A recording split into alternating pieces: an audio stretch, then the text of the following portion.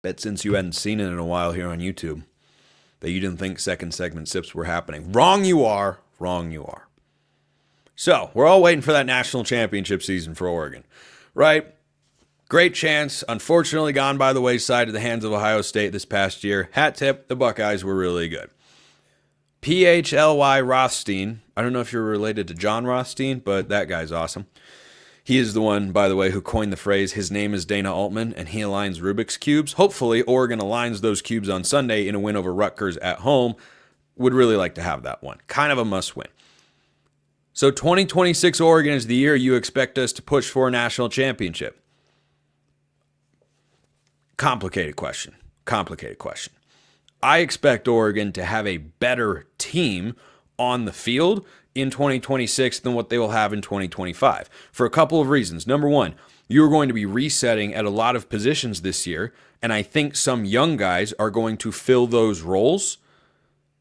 And so as they get experience this year, they might make mistakes. They might not be at their full potential yet, but have a chance to get there with a season and an off season of development going into 2026. I'm thinking about guys like Dante Moore. I'm thinking about guys like whoever emerges in the back end of the secondary, whether it's an Aaron Flowers, a Trey McNutt, Naeem Offord, Brandon Finney, Dorian Brute, just keep going down the list. Some collection of those guys are going to be playing this year, but are they going to be the best versions of themselves across the board? No. Dante Moore, same thing. I think he can be better this season than what he was as a true freshman at UCLA. But if he were to start at Oregon for 2 years, which season you think is going to be better? I'm going to go with the second one. That's been the case for, every other quarterback in the history of football pretty much. But not all of them per se, but at Oregon, the quarterbacks have progressed forward, which is what happens when you have good resources and support around a quarterback, things like, offensive line, run game, receivers, that sort of stuff, and a good coaching staff as well, which I think Oregon has. So I just see so much new coming in this year that it's hard to see, for me, all of that coming together and crystallizing into Oregon's first national championship. In 2026, though, if Dante Moore comes back, the offensive line, which they have recruited well in the last couple cycles, should still be good. Defensive line, you'll lose Mateo Uyunglele. You might lose a Kenyon Sadiq to the NFL draft if he really pops this year. Individual guys, I'd love to have him back. I mean, if you got Mateo to come back for a fourth year, chef's kiss. That would be something else for the defense. It would take a large NIL investment, and I think he'd be worth it. But whether or not he would accept it is a different question. So there are some examples like that, but with the way Oregon has recruited this year overall, I think that 2026 roster can be crazy talented. That's when, the 2024 class, I think you will have kind of filtered through and figured out, okay, who are the impact guys? Where are they playing? Where do you have portal needs over here? But there's so much talent in that class. I think a lot of them are going to be able to shine through in 2026. So that is the year. But on the flip side, that's a year, I should say. That's a better year for what Oregon's going to put on the field.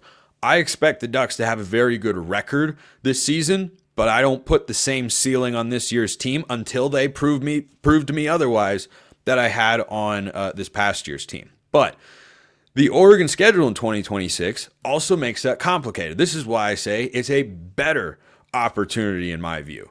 The schedule gets more difficult in 2026 because Oregon is back to having Ohio State and Michigan on the schedule, but they have to go to Columbus, and Michigan comes to Autzen Stadium. No one would ever have to go to both of those places or any athletic department, literally any of them. I imagine in the Big Ten, if they have to do that, would probably complain to the Big Ten and say, what the heck is this? I mean, if it has happened before, then I imagine there was a phone call between the AD and the conference commissioner going, what the heck is going on here? So those are 2 road games. They also have to go at USC.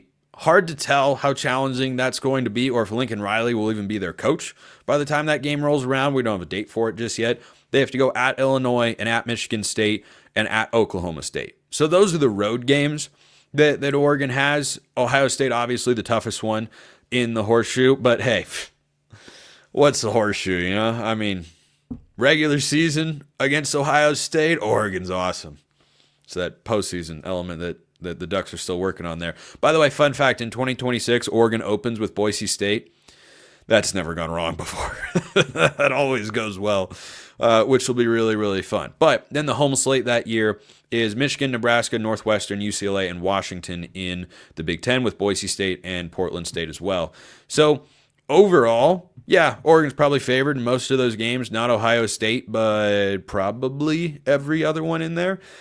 Would they necessarily win the Big Ten championship? Maybe not. If they go to Columbus and lose, and the Buckeyes will be really good that year, and they'll have a 5-star quarterback probably in his second year starting for their team as well. But as we saw this past year, you don't have to win the Big Ten to win the national championship. Sometimes 10-2 with a home playoff game is the way to go. So it's, of course, matchup dependent with regards to who you get in the college football playoff. And by 2026, by the way, might be a 14-team playoff.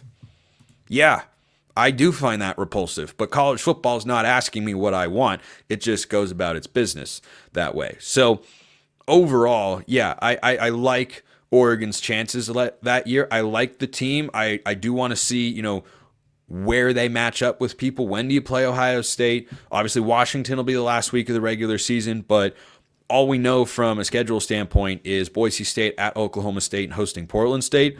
I think that's 3-0 in the non-conference, and then you would then have to go 7-2 rather in conference play, and you're into the playoff. You probably have a home playoff game. Maybe you just barely have a road playoff game, but you get in that spot. That's anything could happen. You can get hot, which is not something you used to be able to say. You used to have to be hot the entire season, but Ohio State showed us this past year. You just get in the playoff, just have a shot. And I fully expect Oregon to get into the college football playoff in 2025, but I expect them to get there in 2026. And I think that team, if they make the right roster moves, the right portal additions, and develop some of these guys that have mega potential on both sides of the ball from their 24 and 25 recruiting classes, then yeah, I think that year is a better opportunity. But there are a lot of factors that go into, are you going to win the national championship? So I hope that answers your question there, PHLY Rothstein. Fly Rothstein, Philly Rothstein, I don't know exactly what you're going for there. But could Texas be going for Rashad Samples? Well, unfortunately, that could make some sense.